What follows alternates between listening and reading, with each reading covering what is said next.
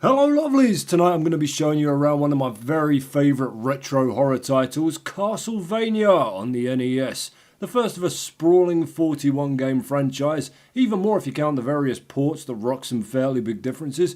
The first showed its ghoulish face in 1986 for Nintendo's Famicom Disk System, the Japan-only predecessor to the NES, before being ported over to cartridge format in North America the following year. We're taking on the role of Simon Belmont, one of the many vampire hunters of his family name, who is set on destroying the recently resurrected Count Dracula after his ancestor Christopher Belmont put the legendary bloodsucker back in his hole in hell 100 years prior. Wicked ritual and dark desire from his followers has returned the vampire lord to his Transylvanian fort, and my sexy leather hot pants and kinky whip are going to evict the parasitic fucker. Here we are in the courtyard, calm before the storm. Now these things are actually upgrades for your whip, and oddly you get both of them here at the start of the game, meaning your whip is maxed out before you even enter the castle. The catch is that if you die you lose them and you have to collect them again. Jump over the door here for the first secret chest. Alright, here's what the dagger does. I'll show you now because I'll literally never use it again for this whole game. It's the first of your 5 sub-weapons. I'll be using the holy water permanently as soon as it's available, but I should get a chance to give you a quick preview of what the other 4 do. The sub-weapons run on hearts, which can be a bit confusing to anyone new to the game, as hearts traditionally refill your life gauge in games, but no. Here your daggers run on love, apparently, so there you go. You know, I found out for the first time ever just yesterday that these aren't actually dogs, they're leopards. Why leopards? I do not have the fucking foggiest. You get 3 of them in this one tiny area, then you never see them again, so maybe they're Dracula's pets just hanging around by the front door waiting for somebody to let them out to take a shit. That's the best I've got right now. He's trained them to sit up top so that if they have an accident the zombies don't track it all over the carpet. Dracula's a house proud man. I didn't wipe my feet when I came in because fuck vampires and their reign of terror. The enemies in this game never stop respawning or coming at you, so it's important to keep moving, especially with a time limit ticking down up the top there. You'll notice up top that there's an enemy health bar just under yours, and that's not actually for any of these monsters you're currently fighting. It's for the stage boss, which is kind of unnecessary and confusing. I guess they had some space to fill up there because they're not going to hurt themselves before I get to them, are they? You're not going to have Dracula lose a couple of bars because he's knocked his shin on the coffee table, or he's accidentally opened a curtain in the middle of the afternoon. There's the watch there. Keep hold of that for the boss coming up shortly. Crouch down here to reveal the hidden treasure. I don't even remember how I found out about that one. I was probably cowering from an onslaught of fish bastards. Now Castlevania has a reputation as one of the bastard hardest games on the NES, and I'm here to tell you that it's actually not that bad. So long as you never get hit. That's the hard part. As I'm sure you'll see shortly when I do get hit, what happens is that you get knocked backwards, and when I say backwards, what I actually mean is that the game almost sucks you towards the nearest death pit and throws you down it, killing you instantly. Invisibility potion right there, basically renders you invincible for a few seconds. Few and far between. Right, here's our first boss, the Phantom Bats. He likes to make dive bombing runs at you, which can be deceptively tricky to jump over, so what we're going to do here is wait for him to make a nice low sweep at us and use the watch, which, as you'll see, freezes all enemies in place for a few seconds and lets you smash the screaming fuck out of them. Easy as that. At the end of each stage the boss shits out a magic crystal which completely restores your health, then all your unused hearts and time gets rounded up onto your score. Now the watch really does make large sections of this game an absolute mockery, but it eats 5 hearts every time you use it, which means that you're going to end up having to make a lot of risky excursions to keep the greedy little bastard alive. We'll grab the holy water in this level, and I'll show you why it is by far the best weapon you can have. Here's the boomerang, another insanely useful tool. You throw it in a straight line, it one-ups whatever bastard minion's in your way once, and then again on the way back to your hand. It's good, Bob, but it's no holy water. Now before we fought the Phantom Bat in the last level, you might have noticed me picking up a little Roman numeral power-up. And what that does, in fact there's another one here, I'll show you. There, what this does is increase the number of times you can use your special weapon at once. So, for example, now I can throw 2 boomerangs out on the screen at once. And the reason it didn't show up before is that the watch isn't affected by it. You can't make that last any longer than it already does. But for all the other weapons, it's an absolute treat. The only catch is that whenever you pick up a new weapon, you lose your accumulated double and triple shots. And you have to find them again, which is one of the biggest pains in the arse in Castlevania. There's the dreaded Medusas, second most aggravating enemy in the game and definitely responsible for the hardest part of it. You'll see when we get there. Most of the time it's easier to just jump or duck over them, but there's some sections where you're forced to fight other enemies while they're coming at you, so one of my favourite things to do in these older games is to take a screenshot, drop it into Paint and draw trajectories to see just how completely fucked the player is. I did it for a level on Revenge of Shinobi a little while ago, and there are instances in that game where you have no choice but to pull down your ninja pants, bend over, and ask them nicely to make it quick, and maybe use some lube. I hate that game so much. Maybe I'll do a video on it one time, but nothing boils my piss like Revenge of fucking Shinobi. As much as I love the game, and I do, from a mechanical standpoint, there's really very little that sets it apart from other platformers of the time. There's really nothing revolutionary going on here, but it does its platformer blueprint well. It's just so satisfying to smash enemies into flames with your whip. You can almost feel the crunch through the gamepad as you do it. The thing that actually makes Castlevania stand out is that it's got atmosphere by the absolute bucket load. These crushers, them motherfuckers, let me tell you. The middle one you can't run straight through, you have to stop and duck halfway, which is in no way clear until you've lost a couple of lives on it. And that's one of the curiosities in this game. Like the Panthers, Castlevania is full of shit that will be used once and you'll never see it again. Whereas other games would go on to progressively feature those crushers in increasingly challenging scenarios, here they're just done with that nonsense now. Right, so the holy water is basically a napalm grenade that you chuck at the floor and it incinerates anything it touches. So in normal play it's incredibly useful for clearing out platforms you need to jump down or up to, but that's not the reason we're keeping hold of it. Due to what you might call a slight oversight from the developers, whatever the holy water can't kill outright, it also freezes in place for a second, which coincidentally is exactly the amount of time you need to throw another holy water! I'm sure you can see where this is going, but if not, here's Queen Medusa to help me illustrate my point. Here we go. Ha ha ha! What's the matter, Snake Witch?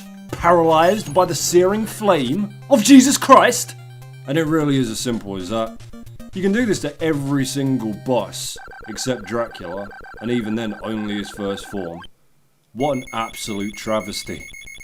Of course you can choose not to do that, I guess, but I mean, it's not like I'm exploiting a glitch or anything. This is just how the fucking sub-weapon works. I mean, surely they knew. It's not even about giving yourself an advantage, it literally wins the fight for you. Alright, here we are in the gardens. Yes, double shots. Hopefully we'll have our holy water up to full Dracula melting strength by the end of the stage. Now, these are the most annoying goddamn enemies in the game. Hunchbacks or flea men have one method of attack, and that is to just spring around the fucking place like there's a firework going off inside their rectums and just keep doing that until you manage to catch them. The problem there is that they have absolutely no predictable pattern to their jumps whatsoever, so trying to whip the little fuckers can become nothing short of an utter bloody ordeal if you let them get away from you, making it imperative that you either catch them as they leap down at you from the platforms, or if you're lucky enough to catch one waiting on flat ground, take it out before it jumps. You got basically the distance of a fully upgraded whip between you and them before they spring into action, so take advantage of it, or get ready to want to rip your own fucking pubes out while screaming Slovakian Christmas carols. That's what I'm talking about with the holy water. I would have been waiting for Christ knows how long to get down there safely otherwise. You can take a hit while you're going downstairs and not be knocked backwards, which is pretty much the only place in Castlevania that will happen to you. I know, makes all the sense in the fucking world that, doesn't it? The play should be most off balance is the only time you can't be knocked over. But is anybody playing this for its realistic physics engine? I doubt it. There's another strange quirk of the game there up in the top right. Now normally you'd say that we're on stage 3, wouldn't you? We've killed 2 bosses, moved through 2 distinct areas, and now we're in the 3rd, but Castlevania counts each screen as its own separate stage. First time I glanced up at that when I was a kid, I thought I'd stumbled across some sort of warp zone. I always felt like that was cheating, using those warp zones from Super Mario. Like, why do you want to skip half the game? You paid for it, and you want to play the fucking thing? Man, I haven't actually been hit yet, have I? I mean, I'm not going to brag too much, these opening few levels aren't anything to shout about, but I feel like the pressure's off a bit on this one while I'm commentating it, which is funny because you can't say the same for all games. Tomb Raider's pretty stressful to commentate, especially because I know I could shave like 5 minutes off my runtime for each level if I didn't have to talk over it, you know? It's just competitiveness. I've got a nasty competitive streak. When the kids are old enough to play board games, I'm really going to have to watch my gloating. I'll win a game of Snakes and Ladders and I'll just be like, you must be adopted because there's no way I'd raise such a loser! Loser! You're gonna cry, loser? You're gonna cry out your cry hole? Loser! So yeah, gonna have to keep an eye on that one. Alright, here comes the pathetically easy 3rd boss. Or should I say bosses, because there's 2. It's a pair of mummies. Well, I say mummies, they're dead fat, they look more like the Michelin Man. And God only knows what they were thinking when they designed this. Even if you didn't have the holy water, literally all you would have to do is sit on the ledge here and whip them in the head. And there is absolutely nothing they can do about it. I've never understood the logic of this fight. Like, why would I ever go down there and fight them 2-on-1? What could possibly compel me to do that? There's a triple shot there, so maybe it thinks I'll go down there to get that, but I can always collect it after the fight. The level only ends when I touch the magic crystal, so baffling, mate. Absolutely beyond me. We're off to the caverns now for a catch-up with our old friends the Fishmen. And by catch-up I mean brutal fight to the fucking death. Whee! Crack! Ah, my fucking kneecaps! Welcome to video game land where you can't survive a 5-meter drop down to the screen you were just on, but you can take a brutal death plunge hundreds of feet down a well and land on your feet like a fucking cat. You got to err on the side of caution here. The fishmen won't directly jump up underneath you, but they're very fond of rocketing up in front of you while you're in the air to slap you down like you're a bloody basketball. Fair few bones around here, which suggests the fishmen devour their prey on land. There's one just levitating there, which suggests they managed to stalk and kill one of the X-Men. Floaty. Hello, Floaty. I'm Charles Xavier. I'm Floaty. I see. Is that all you do? I'm Floaty. We'll call you. Plus, it's probably where all of Dracula's crap ends up. Do vampires shit? I mean, they only drink blood, don't they? Maybe they have the odd little poo.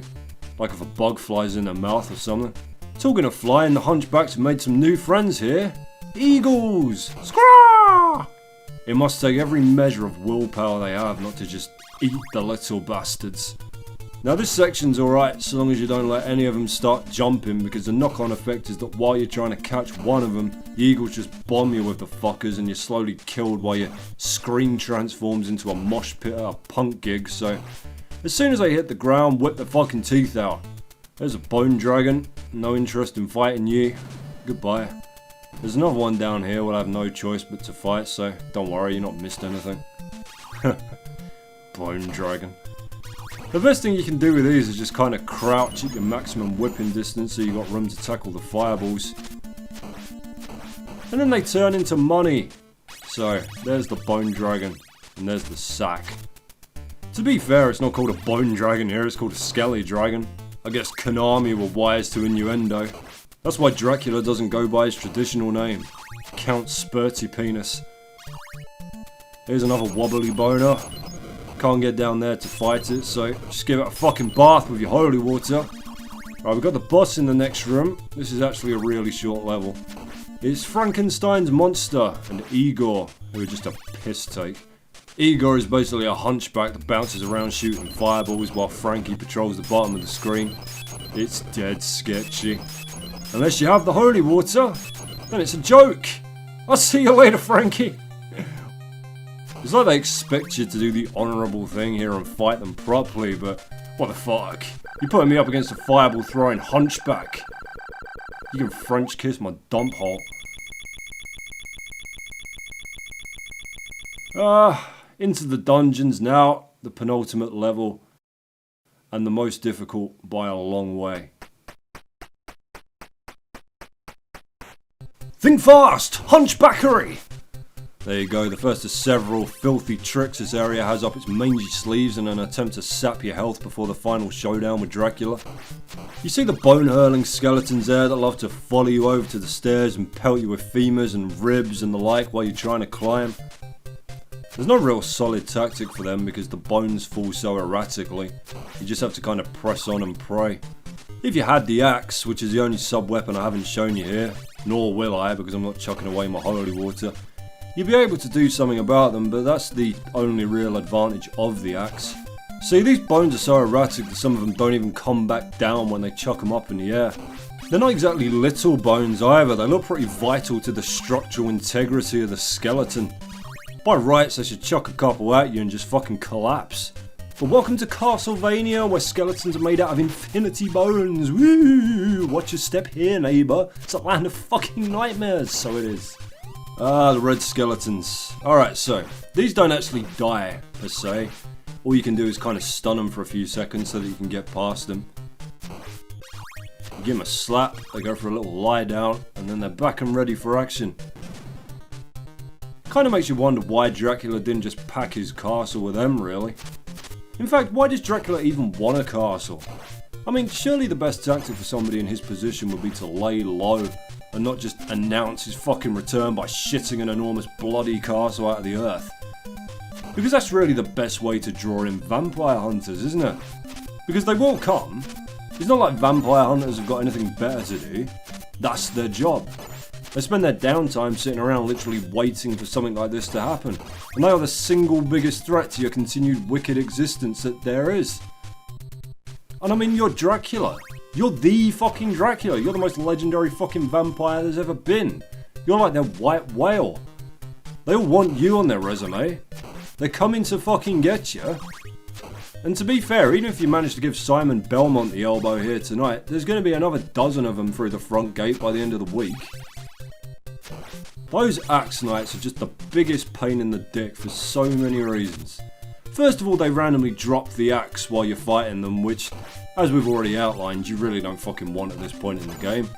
They take forever to kill because they've got 10 points of health and they just keep running away from you. And if they ever reach the edge of the screen, they just glitch in and out of existence so you can't hit them. But 9 times out of 10, you'd better, because if you don't, they'll just pelt another axe to the back of your head while you're walking away in pity. Like, I've had to get through this part of the level whip before, which is much shorter than the Morning Star I've got now, and Jesus Christ, you might as well be trying to slap it to death with a sock. You gotta lead that red skeleton all the way to the left or he'll catch you as you come down the stairs. He's got his phobias, as our Simon. He's got the balls to walk through the front door of Dracula's castle alone, but he doesn't do water, and he won't jump off the stairs, even when he's hit. Like, when he's not on the stairs, he'll dramatically fling himself back when he's hit like he's taking a fucking shotgun blast to the guts. But he just stands on the stairs and takes it without moving a muscle. You'll see when I finally do get hit. I'm sure I will at some point. Although saying that, this is the furthest I've ever got without being hit, so you never know. I might inadvertently wind up pulling something beautiful out the bag here. Dare I dream, lovelies? Dare I?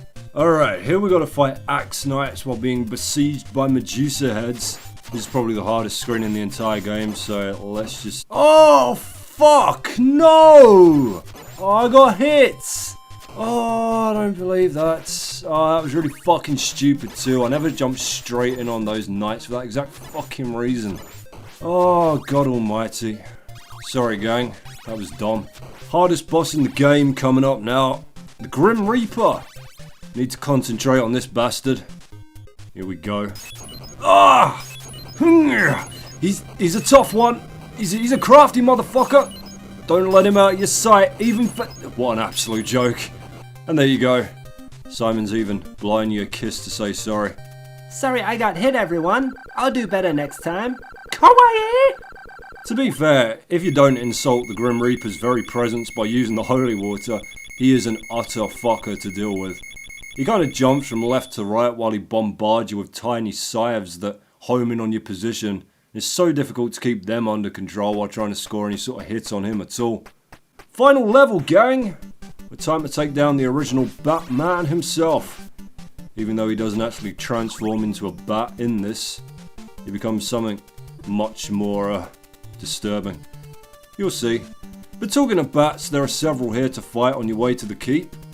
I mean, if you have any interest in fighting them. I don't personally, so I'm not going to. They're the toughest enemies in the entire game, taking a good 12 or so wallops of your whip to knock out the sky while they flap around shooting fireballs at you. And I'm certainly not in the mood for all that shite today. So no thank you. You enjoy your day, gentlemen. You can shit off too, Bouncy. You might notice that this game has some utterly rocking tunes in the background, and that is actually thanks to composer Kinuyo Yamashita. This was actually her first ever score for a game. And a lot of it would go on to be featured in other Castlevania titles right up to the more present day ones. We don't want the boomerang, even though that's a great weapon for fighting Dracula in a minute. No, certainly don't want that piece of shit either. Alright, so now you got to deal with eagles, hunchbacks and stairs. We're just going to charge through here as quickly as we can. There is absolutely no advantage to getting caught up trying to fight these. Go! Go! Wood, shit, nearly. Just keep running. Seriously, there's no pattern to these. The game's just pelting you with shit in a last ditch attempt to upset you by this point. We're home free to the final boss now. Assuming you don't do anything retarded like throw yourself down the stairs. Ah, there's the music. Shit's about to get serious. Seriously easy. Dracula's a bitch, as he is in most Castlevania games. Alright, we don't have as many hearts as I'd like here, so here's a little trick for you. Go ahead and whip out all the candles in here. Miss the one at the start because it's always another sub-weapon you don't want.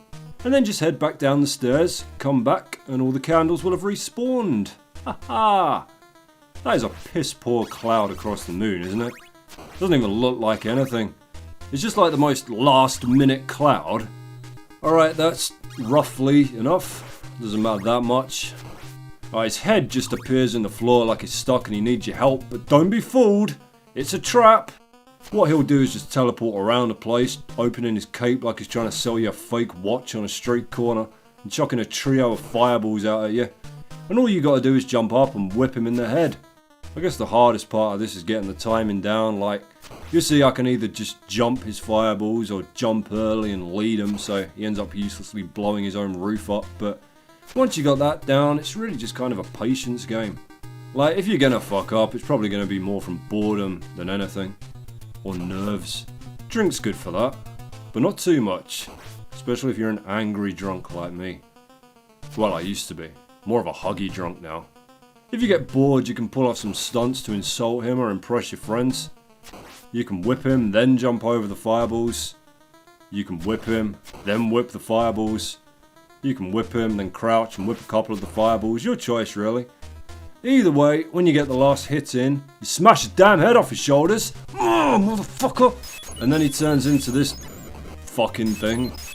Whatever it's meant to be. A demon hippo with wings. I honestly have never figured it out. I think maybe it's some sort of grotesque bat. I think. That's not gospel. You want to see what he looks like in the Amiga version. He is an honest-to-God abomination. There's absolutely no way to describe it to you. I'll have to do a highlights video or something. Whatever he is, he's now susceptible to holy water, so just pelt it at him and you'll very slowly wear him down. Just whip him in his stupid hippo face a few times. And there you go, folks. Castlevania for the NES, done and dusted. And I only got hit once, which really fucking bothers me. I don't know what to tell you. It was a stupid mistake as well, but whatever. At least I didn't die, right? Oh, an extra life. Exactly what I need at this point, obviously. So there you go. His castle falls down because I guess Dracula rigged it to explode if he died or something. And now you get the infamous joke credits like the whole thing's a movie. Trans Fishers, that's Terence Fisher who directed a lot of the Hammer horror movies. Bram Stoker and James Bernard, author of Dracula and composer for a lot of Hammer horror movies. Christopher Lee, Hammer Horror's Count Dracula, of course. Bela Lugosi, Universal's original Dracula, and Boris Karloff, their original Frankenstein.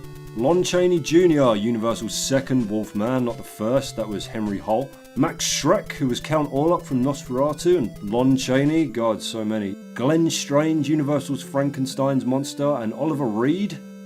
Andre Morel from Quatermass and the Pit and Hound of the Baskervilles, and John Carradine, oh, tons of shit. And the hero, Simon Belmondo. Belmondo. You played the greatest role in this story. Yeah, no shit. Thank you for playing. And there you are. Back to the start you go for another whip round the castle. I'll leave it for now, thanks.